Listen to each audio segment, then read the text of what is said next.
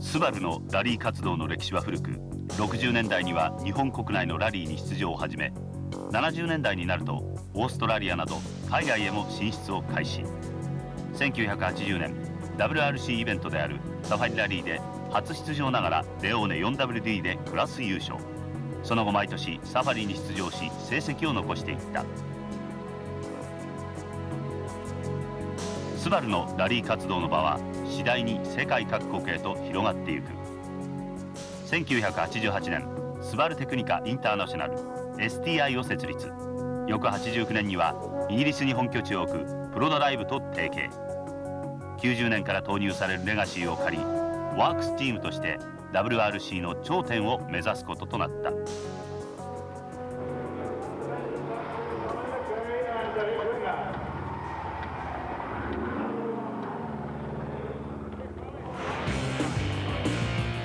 マルク・アレンをエースドライバーとして WRC に参戦した1990年、スバルは苦戦を強いられたが、翌91年には伝統のブリティッシュラリーチャンピオンシップでコリン・マクレーがタイトルを獲得。次の92年にも全勝で2年連続タイトルを獲得した。プロドライブの製作するレガシーは徐々に熟成を重ねていった。一方、アジアパシフィックラリーには93年からスバルは参戦。三菱ワークスとの一騎打ちとなったが、ポッサンボーンがチャンピオンを決め、スバルがマニファクチャラーズタイトルを取り、ダブルタイトルに輝いた。そして WRC では同じ年の93年のニュージーランドでコリン・マクレーがドライブするレガシーが優勝。念願の WRC 初勝利を果たした。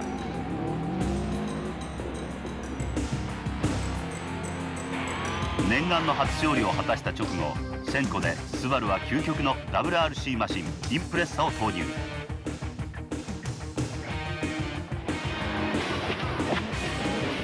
インプレッサの戦闘力はデビュー直後から注目を集め、94年アジアパシフィックラリーで6戦中4勝を果たし、2年連続ダブルタイトルを獲得。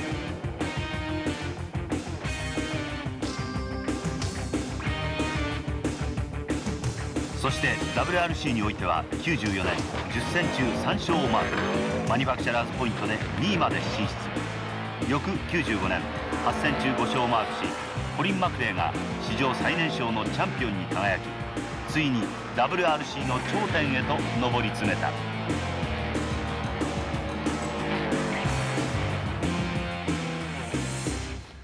Well, I don't think it was necessarily a decision from our side. Mr. Kuze arrived after Safari Rally in 1989 to come and see us.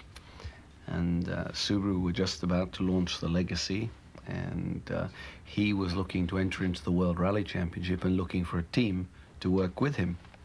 And so he came to our factory and we had a meeting and discussion about it, and the timing was perfect because BMW only had a two-wheel drive car and it wasn't suitable for the World Championship. We wanted to go to the World Rally Championship.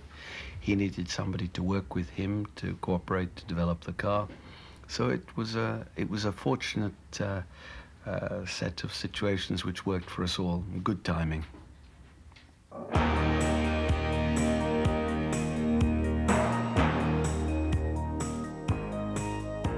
ロンドンの北西、イギリス中央部に位置するバンブリーにプロドライブのヘッドクォーターがある。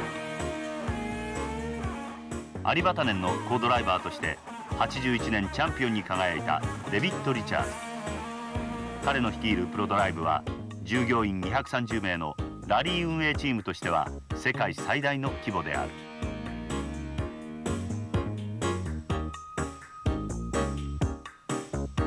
スバルワールドラリーチームの活動のみならず、アルファロメオの BTCC 参戦も請け負う。エンジニアリング、プロモーションなどのモータースポーツ活動やプロドライブ仕様のスペシャルキットを搭載したレガシー、インプレッサの販売など幅広く事業を展開している。プロドライブでは WRC において当初ヘンリ・トイボネンを起用しポルシェ911を走らせていたが、レギュレーションの改定でマシンを FR の BMW M3 に変更。87年のツール・ド・コルスで初の WRC 優勝を果たした。またイギリスの BTCC でもチャンピオンを獲得した経験を持っている。そして1990年スバルのワークスとしてレガシーを走らせることになり、プロドライブ初の 4WD 開発となった。Oh, there were lots of difficulties in the beginning because it was new technology for us. We were starting with a completely new car as well, and we had to communicate between ourselves and Japan, and learning how to work together as well was not easy in the beginning. So there were many things to overcome. I think today, 5 years later, we have the proof that it worked, and we learned some good lessons in the early days, though. 現在プロドライブのファクトリーでは WRC やアジパシ用のインプレッサの製作が精力的に行われている。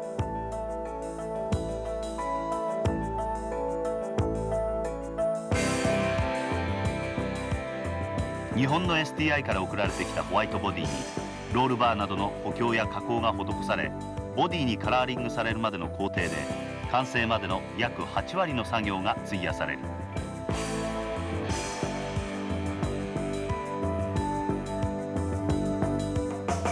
そしてエンジンやミッションなどスペシャルパーツが取り付けられ、完成するまでにほぼ1ヶ月を要するという。プロドライブでは各パーツの設計やデザインはもちろん、テストでの分析や解析、レース中の車両のデータ収集にもコンピューターを導入し、設備の充実はもとよりラリーカーの開発において非常に高い技術力を誇っている。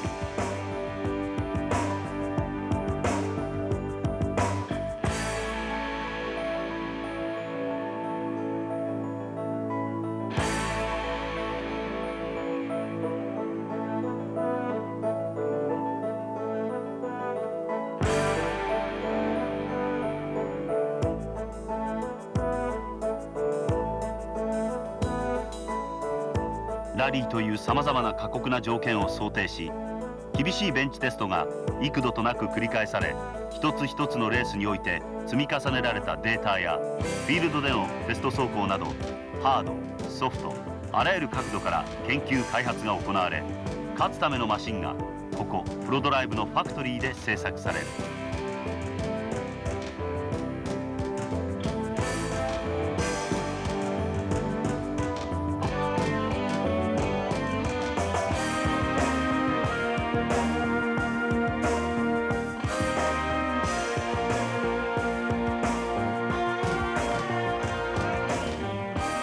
1回のレースで数台分のマシンが作れるほどのパーツを準備するファクトリーチームにおいて、予備パーツは厳しい品質チェックを受け、実戦へ投入される。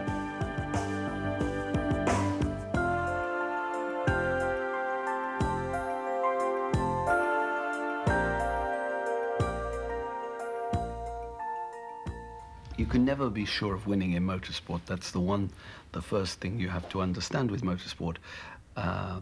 But the great thing is with both the Legacy and the Impreza, the basic car, the production car, was so well designed and so well engineered. It was a very, very good layout for four-wheel drive. The boxer engine, the inline gearbox, everything was correct for a four-wheel drive system. So we had the basic car was correct for us. And I would say the Impreza is more of an evolution from the Legacy. It wasn't a radical change. It was smaller, more compact car. And the engineering team who were designing the car came to visit us very early on when they were doing some of the design. They had a meeting with David Lapworth. They talked about the competition program and how things could be changed and how things would fit in with that. So we had discussions at the very beginning, and I think all the lessons we learned in the Legacy, which was a very important period for us, all those lessons we carried over into the Impreza, and it's worked very well, obviously, when the new car arrived.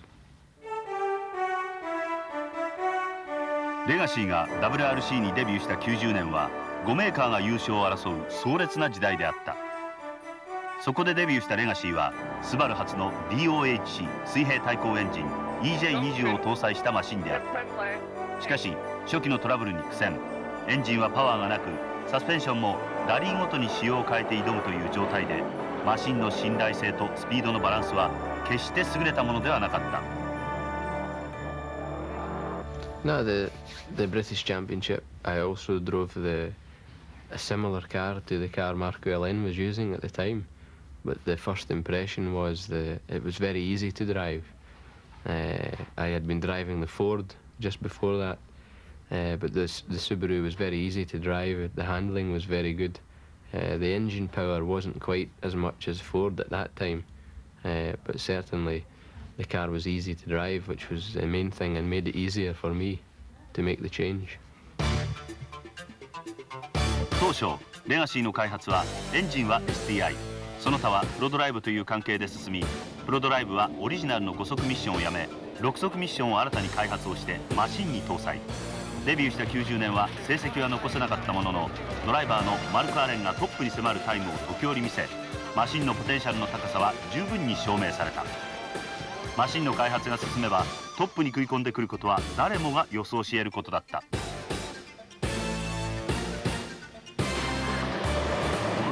2年目を迎えた91年、初戦を雪のスウェーディッシュで迎えたレガシーはマルク・アレンのドライブで3位に入賞。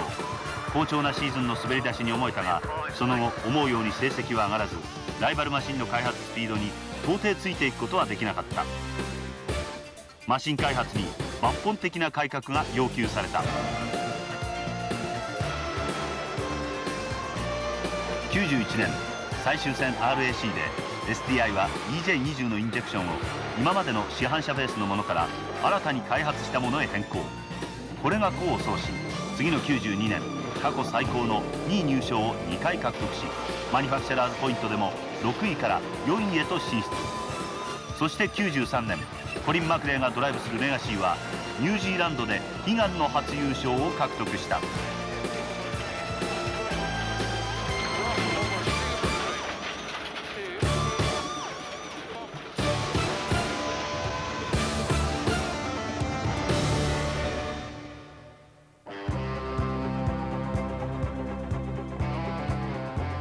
93年レガシーの初優勝を待ったかのように、次の1000個で満を持してインプレッサがデビューした。ボディサイズはレガシーより全長で 160mm、 ホイールベースは 60mm 短くなり、フロントアクセルの荷重は 60% から 56.5% に抑えられ、重量バランスも向上し、全体的によりシャープなハンドリングが実現している。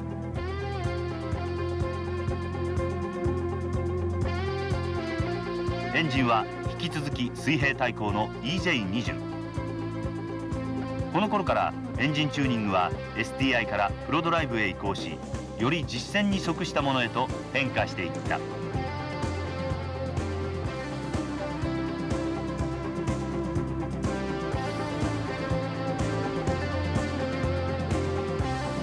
コックピットはカーボンファイバーを多用し、レガシーより全体で15キロ程度軽量化を実現。最大のメカニズムの特徴は6速セミオートマチックトランスミッション。その操作はステアリングを持つ手元で行えるが、ドライバーは通常のギアシフトノブを実戦では好んで使用している。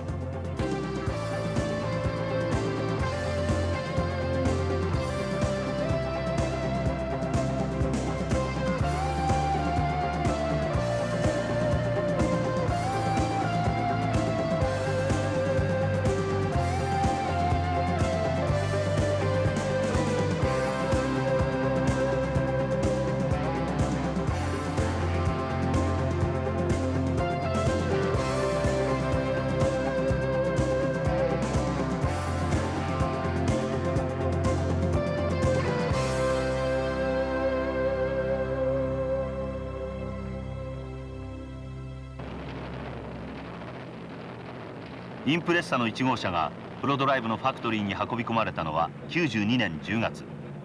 ボディへの補強が始まり、最終的な仕様を決定するため風洞実験が念入りに繰り返された。ラリーコースでのテストは93年6月であった。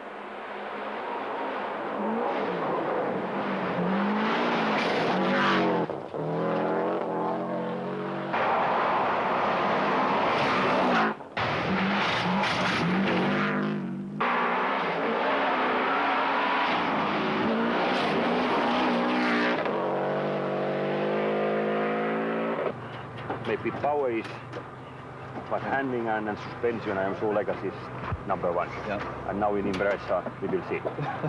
But you know, sure. You remember in Gran Canaria? Yeah.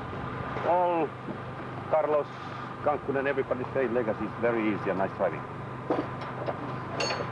I wouldn't like to know because, well, there's the most important thing is to remember there's a big difference between testing and the rally. That it's difficult to explain without going too deeply, but there's a big difference in the main difference between this car and the Legacy is the shorter wheelbase and the quicker response. But one man's quicker response is another man's nervousness.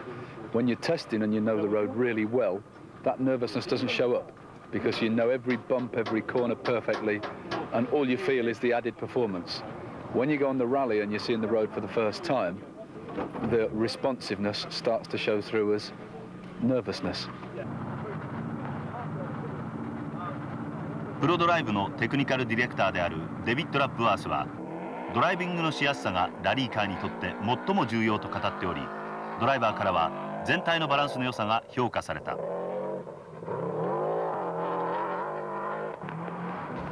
The first time I drove the Impreza was in Finland. We were testing for Thousand Lakes Rally, and we also had a Legacy as well, so we were using the cars together back to back.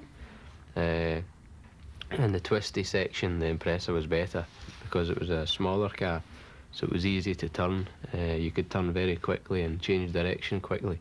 But on the fast sections, it was a bit more nervous because it's so short, which isn't really, it's not a bad thing. I think it was just because we were used to the Legacy.93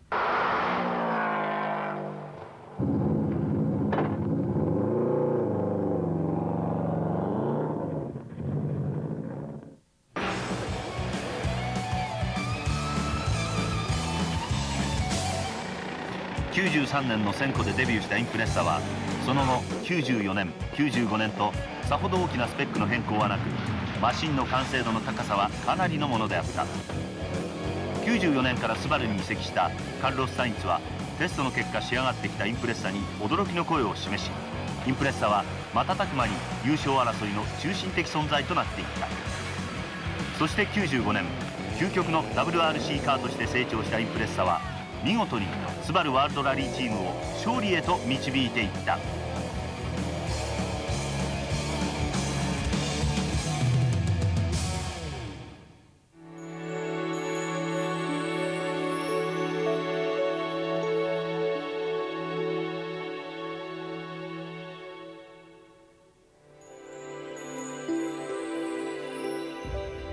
Well, I've known Colin since he's been a young man. I've known his father probably for 20 years. I was competing against him myself in the 1970s, and he was the main competition when Ari Vatanen and I were doing the British Championship.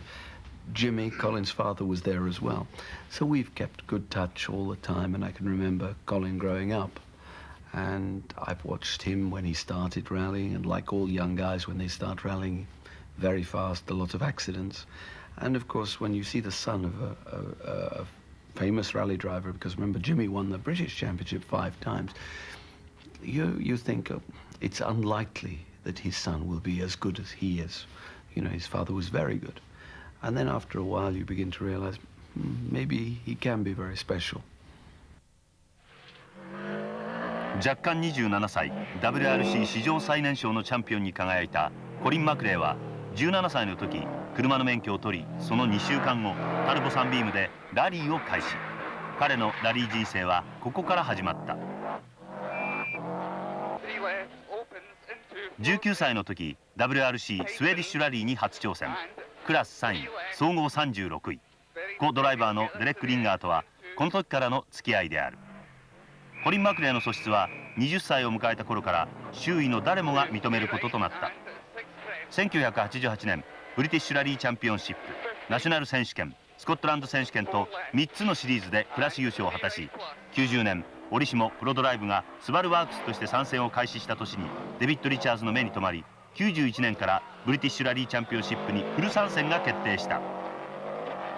When the first rally I did with Colin was actually on considerable amount of snow and ice.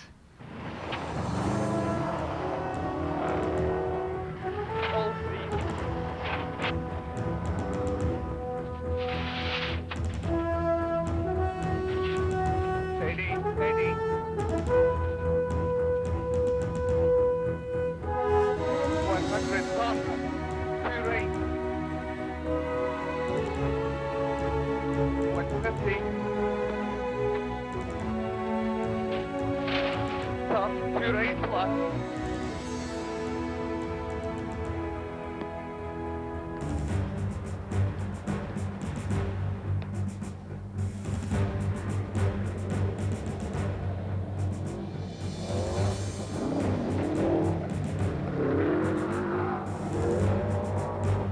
プロドライブのレガシーを与えられたマクレーは水を得た魚のごとくその才能を発揮。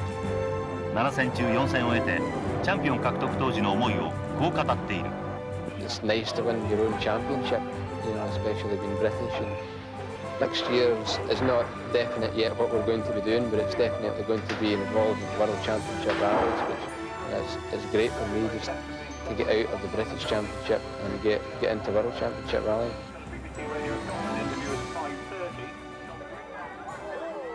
翌92年からスバルラリーチームの一員として WRC にも参戦。 The WRC is a lot longer.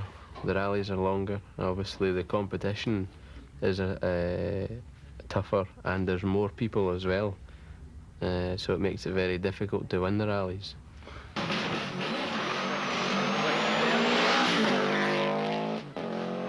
そして並みいる強豪を相手に93年ニュージーランドで本人にとってもスバルにとっても初めての WRC 優勝をものにし、この年ランキング5位を獲得した。翌年スランプに陥るもののニュージーランドで2連覇を遂げると、マクレーの走りは昔の派手さはなくなり、安定したものへと目に見えて変化していった。 I think that Colin's obviously a very fast driver. It's quite obvious at the moment he may be the fastest driver in the world. I think that there are other drivers who can drive as quickly as Colin, but they maybe don't have quite the same natural car control as he has. And he's been able to balance his natural talent now with his ability to learn and now apply tactics to the events, and it's now made him a complete all-round driver. I think I would have to say Carlos. The last 2 years I've worked very well with Carlos and I've learned a lot from him.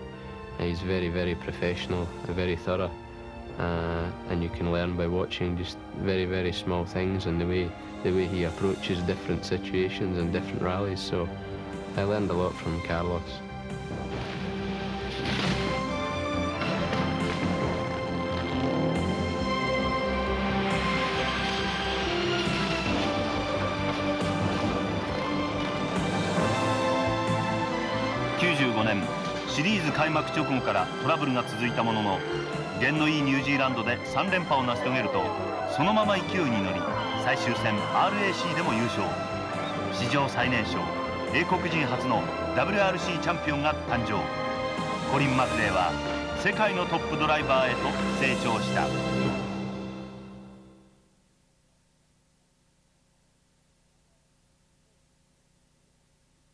5, 4, 3, 2, 1, go.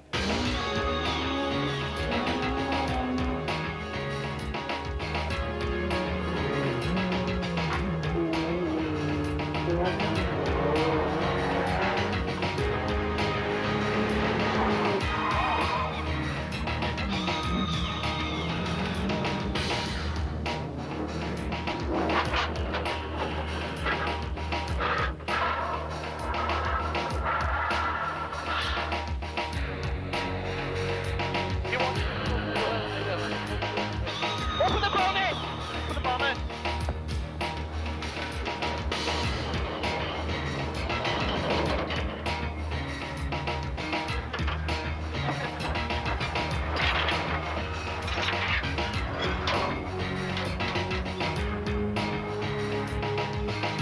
Right, left over.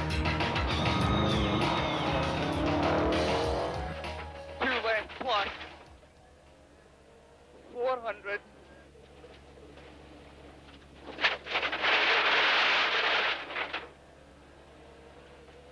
3 left. 150. 3 left. Okay, just take it as a bit steadier then. 2 right opens and tightens. 300.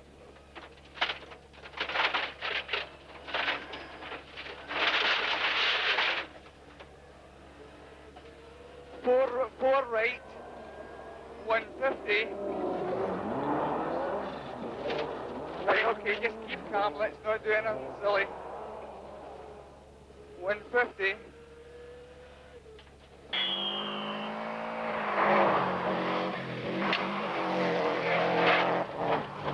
Into 3 left minus over crest, 100. Turn 2 right plus, and 6 left. And 5 left plus, into 6 crest, into crest, and turn 2 right minus, gravel, slippy, 30. Okay, very steady.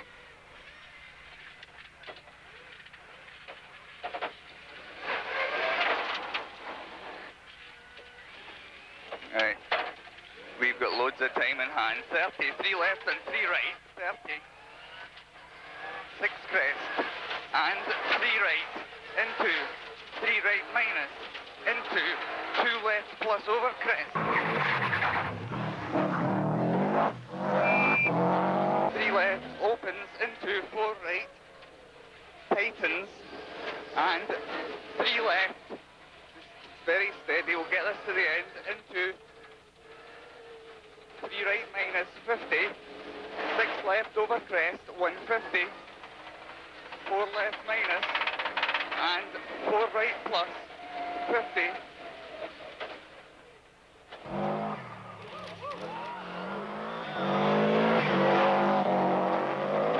3 right, gravel, 70. 3 left, into 3 left plus, and 5 right, 30. Mud, 2 right plus.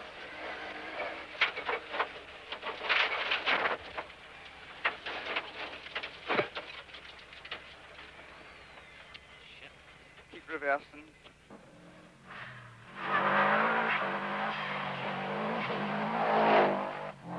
And 6 right, 50, 6 right, and 3 left, and 3 right plus through dip, 50, 3 right plus opens to 6 right, into 5 right minus, into 2 left minus, 70, 6 left, 70, 2 right, tightens, into 1 left.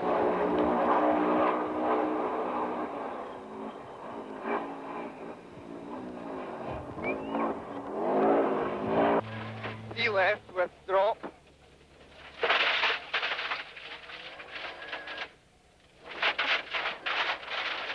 right plus, to 3 left plus. 300. 2 left plus, into 3 right.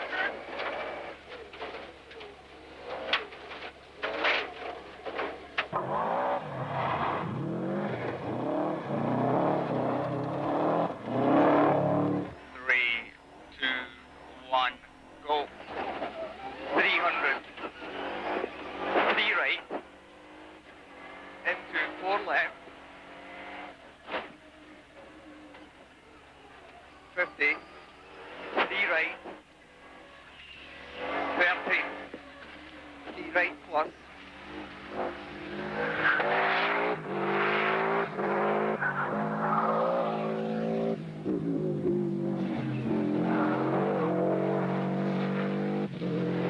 2 right and 2 left to junction.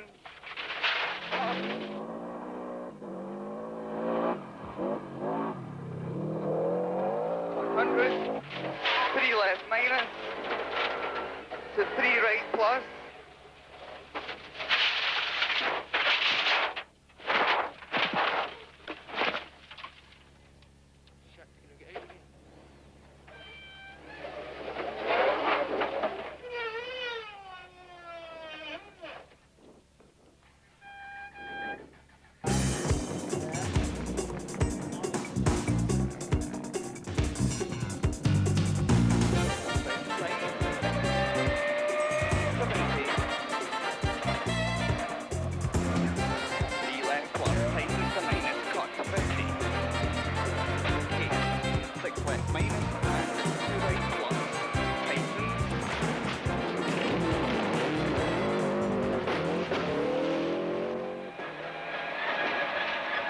left minus opens 50, 6 right opens 200, 5 right minus over crest tightens, maybe caution, water and mud, and left and turn.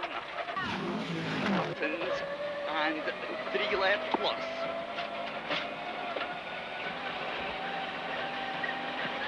700.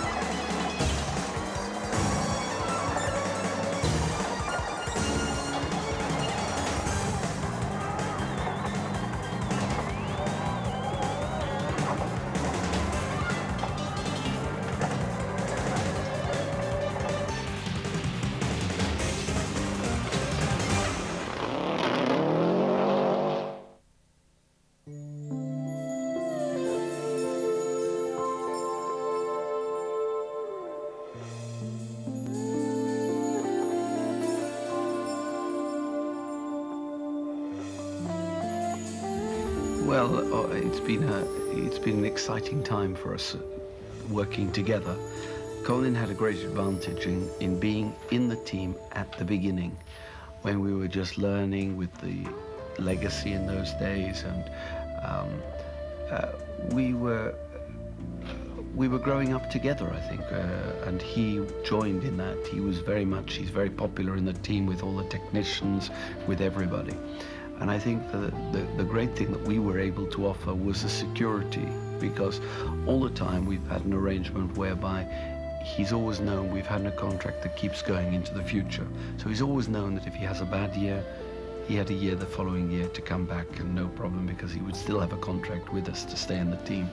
So it's been like a family, and it's been working with Mr. Kuze in STI in Japan. It's been the same way, and you have to have that security if you want to take risks, you take chances, and to grow up.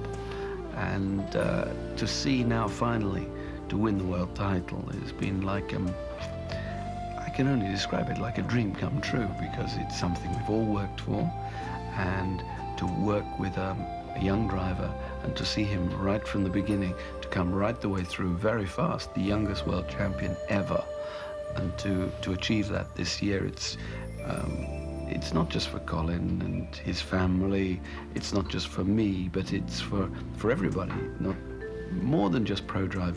It's for the people in STI, the people in Fuji in Japan, the dealers all over the world. Because for a small company to challenge the big manufacturers like Ford, Mitsubishi, Toyota, it just proves that if you work as a team, you work together, you work effectively, and you have a goal and you have a dream, it can be done. We did it.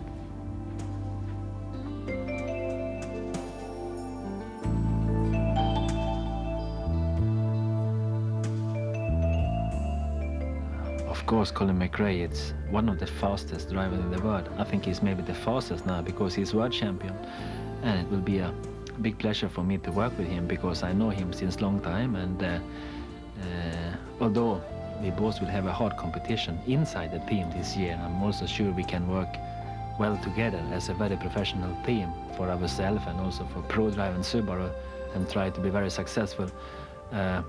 He has also that advantage that he is the youngest world champion ever, 27 years old, and of course I'm older, but I never had the really chance to do a full world championship series before this year, so I will try my best and hopefully I can beat him if I am lucky and if I work hard. Maybe, maybe not, but it will be a pleasure for me to work with Colin McRae, I'm sure about that.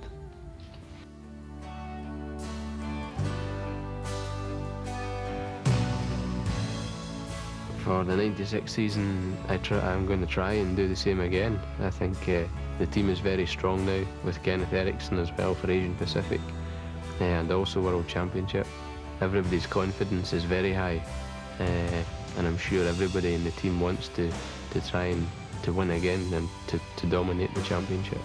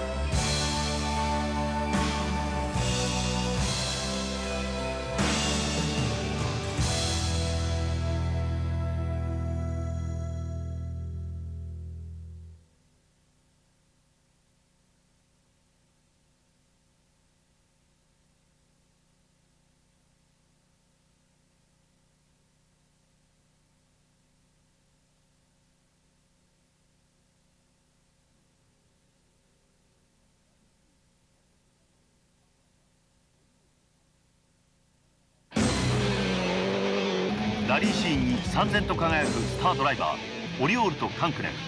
彼らが操る PT グループ A マシンセリカ GT4 ST185 と ST205、 そのハイパーマシンのポテンシャルに迫る。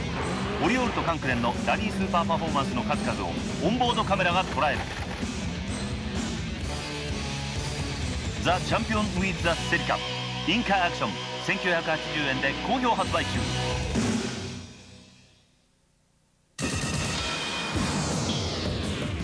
9メーカーが激突する世界最高のツーリングカーバトル、それが BTCC。 トップドライバーたちによるスリリングなドッグファイトはまさに圧巻。 BTCC95 パート1からパート5にて全線完全収録。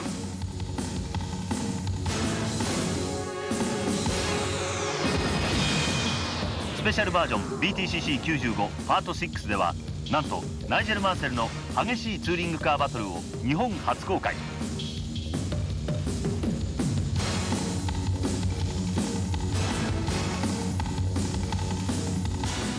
さらにマシンとマシンが接触する瞬間を捉えた迫力のインカーアクションの数々。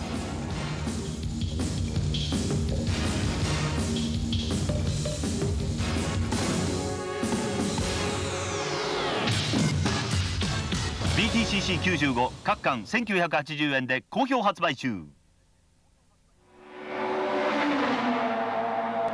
Master of Racing。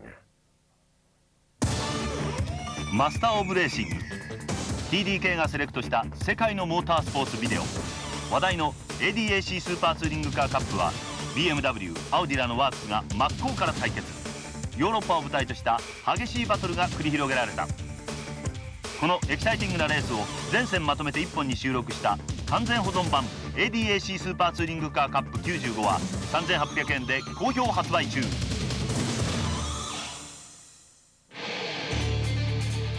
WRC 終了後、スペイン領グランカナリアで開催されるレース・オブ・チャンピオンズ。 WRC 歴代のスーパースターが一堂に会し、スペシャルコースでそのハイパーテクニックを競い合う年に一度の夢のイベント。それがレース・オブ・チャンピオンズだ。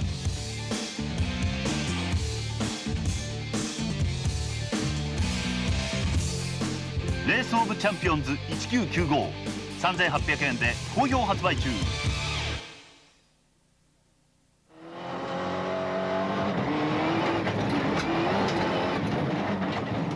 アグレッシブなラリーシーンで見られるドリフトやカウンターの数々。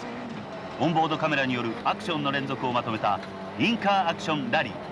3月25日3800円でオンセール。書店レコード店にてお求めください。お問い合わせは TDK コアまで。